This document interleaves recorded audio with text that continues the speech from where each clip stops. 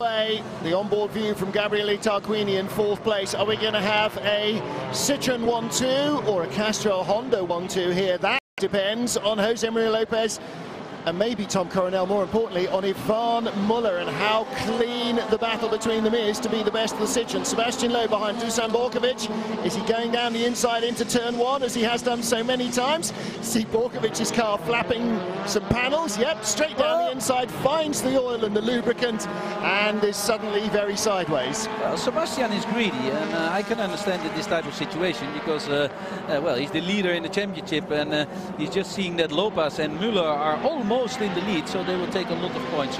So he's greedy with only 6 laps to go. Yeah, you know. Well, down the inside, the slippery stuff was there from John Philippi's Seat, and he found it. No big moment for him, but just enough to drop him back another couple of car lengths. Drive-through penalty for car 3 still to be applied, and the incident between cars 6 and 27 to be sorted out as well. Well, obviously nobody has spotted Loeb driving into anybody. Ah, but this was racing. They were touching, and we still are driving with touring cars. Absolutely, we need to rub a little bit, otherwise it will be boring. And also these drivers, they are used to it. Oh, somebody overshoot himself. Yeah. Who went straight? Shot straight off. I think that was Norbert Mikulits or James Thompson. Norbert Mikulits, I think. Thiago Monteiro still leads from Jose Maria Lopez. What about Ivan Muller? Thiago needs Ivan to really start attacking. Oh, it was René Munich who overshot himself. Incidentally, the incident between Philippi and Engstler is the one that the stewards will investigate. And I don't think that Engstler is going to be found guilty for that, even in the stewards' room. Thiago Monteiro still leads, and again, Tom Coronel takes the inside line, defending hard against Lopez and Muller. Muller's just going to sit there, isn't he, until Pachito opens the door. This is a funny one because he was trying on the outside, but he did that before, and then Ivan Muller put his nose in. And as you saw, the second corner, they all cut with 4 wheels. Yeah, this is what Huffy said. This is how we are. I mean, it's possible, and with the touring car, you know, yeah, what's allowed, what's not allowed. This is the way you race. Absolutely right. So René Munich has gone from 6th to 11th with that mistake, and Lopez on the inside at senior buries it flat in top inside Thiago Monteiro, and he's got the grip to get away with it. Well, congratulations to everybody applauding the driver's move, because it's the engineers and the designers that are giving them the car to do it. Little drag of Ivan's rear wheel arch on the nose of Thiago's car as he goes through. So they're past the Honda, and now the battle between the two Citroens will begin, between Jose Maria Lopez and Ivan Muller for victory here. Yeah, it's a special race because if you start at the back of the grid and you can win, then you've also had a little bit of luck with the safety car situation. But anyway, Lopez is doing very clever, high risky move, and directly Ivan Muller could take benefit out of it as well, because of course this unbalanced Thiago a little bit. And that's what Muller wanted, for Lopez to just stick his nose in somewhere so Thiago can't keep the door shut, and then hopefully 2 can go through as easily as 1. The problem now for Muller is Lopez isn't going to be easy to catch. Listen, we knew when we turned up in Marrakesh, one of the 3 Citroen drivers was going to be the world champion this year, unless there was some crazy act of God, and they knew it too. And for 24 races, they know it's them or their teammates. The rest of them are part of the game as well, but for the World Championship title, it's me or him. Yeah. And that makes life very difficult.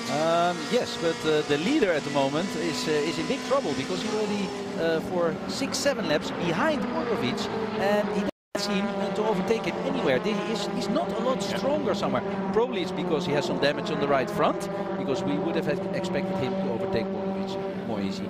Well, first of all, he's got damage to the bodywork, and that's going to disrupt the aeroflow, so there's going to be a little less on turn and a little less front grip. Secondly, he is right behind Borkovic, so the dirty air behind Borkovic will upset the front end of Loeb's car as well. He's going to have to keep lunging down the inside under braking, where you don't need so much aerodynamics, because he's not going to catch him through the corners. He is all over the Serbian driver, but again, Borkovic, don't forget, this is only race 4 ever in the World Touring Car Championship for both those guys, but one man is a 9-time world champion in his chosen discipline before, so Borkovic is doing a great defensive job holding up Loeb. And whether hitting that tyre stack has deranged the front end of Loeb's car or not remains to be seen. Mikulits under pressure from Valent, and Huff is going to try and stick his nose in there as well. It's a little bit like their battle in race 1, just a bit further back down the order, that's all. And Huffy's got a good drive there, hasn't he? Cuts back. And Tom, he wasn't looking to make a move there, was he? But he was trying to make Valent look distracting when he's getting into the braking zone. Yeah, that's for sure, because the straight is too short there and the braking zone is also too short there to make an overtaking maneuver. And also you know that the next corner is going to the right. Bennani in trouble. Borkovic is driving around the outside, or trying to. Bennani has suddenly dropped off the pace. His best lap a 33.3, his last a 34.0. Oh, they're touching. And Borkovic tries to get inside, and here's the chance for Sebastian Loeb. Borkovic drifts a little offline. He has to get on the brakes. Loeb's up the inside. He's no mug at this game, is he? Loeb sees an opportunity in capital letters in every chance, and through he goes. He's been waiting a long time for that. He's in 6th. But Bennani doesn't seem to lose his speed. Probably he just made a small mistake there, because he's not losing speed now. Well, if you make a mistake in the exit of that chicane, you're going to be slower all the way along the straight, aren't you? And that's, you know, it pays off at the end what happens at the beginning. Onto the straight we go. Is that wheel spin as Bennani rode the curbs there? I think it might have been. Sebastian Loeb is right behind us as we sit in 4th. So it's Citroen 1-2, Castrol Honda 3-4, Bennani in 5th for the moment. Loeb throws it at the apex. Couldn't quite close. But part of that, Tom, really showing strongly on the inside again, is to keep Bennani looking in his mirrors, to unsettle his concentration. Well, Bennani as a driver has some experience in the championship, but there are possibilities. I mean, he's of course a good driver, but still to do this for is it 15, 16 laps or 18 laps is not easy. But we have only 2 laps to go, so Sebastian Loeb needs to make a move, because further up he won't come. The maximum he can do is 5th. Good battle at the moment. This is Bennani in 5th. Bennani, Loeb, Borkovic, Mikulits, then Valent, and now on board with Huff. So this is 5th position down to 10th place. 6 cars, all covered by a car length or 2 between them.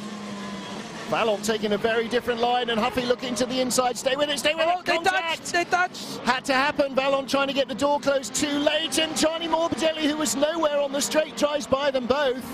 Sometimes, Tommy, the door opens for you and you didn't even knock. Yeah, it's nice to get presence, and Valente is now even touching with Gianni Morbidelli. Last lap for the leader, Jose Maria Lopez. He's 1.1 ahead of Ivan Muller. He's going to have to give it away. Loeb still not by Bennani. He's got by Borkovic. And Valent suddenly much slower onto the straight. Is he waiting to pay Rob back? No, Morbidelli's got away from him. Oh, and Lopez, I beg your pardon, Loeb trying for 5th around Bennani. And like in race 1, going, yeah, like Huff did, okay, you can try going around the outside all day long. You better be really good there, though. Apex at turn 4, onto the Mistral straight for the final time for our battle for 5th place. Is he going to get him? He's close, he's going to throw it up the inside into Senior, isn't he? Bennani's guarding the inside, now comes onto the racing line. No chance for Loeb there, but can Bennani hold the car all the way around Beausset? The gap is too big, so I don't see any possibility that he is trying to overtake him here. Loeb's got company from behind. If he misses his passing attempt, Borkovic will go straight by. He could lose more than he'll gain. Last couple of calls for Jose Maria Lopez. There will be no challenge from Ivan Muller. Muller will take the bag of points and take the pain of Lopez finishing in front of him again. Jose Maria Lopez wins again in the World Touring Car Championship. He's now started 6 races. He's now won 3. He's got a 50% winning start record. That's insane. Muller second, Montero Queenie third and 4th for Castrol Honda, 5th Mehdi Bennani for the Pro Team Honda, and in 6th is Sebastian Loeb, still from the last row of the grid. Not any kind of a bad result, but Pachito's girlfriend looks very happy with that. Wow. So Jose Maria Lopez, 18th and last on the grid to 1st in race 2. That is some impressive driving, as our race winner in TC2 is Franz Engst.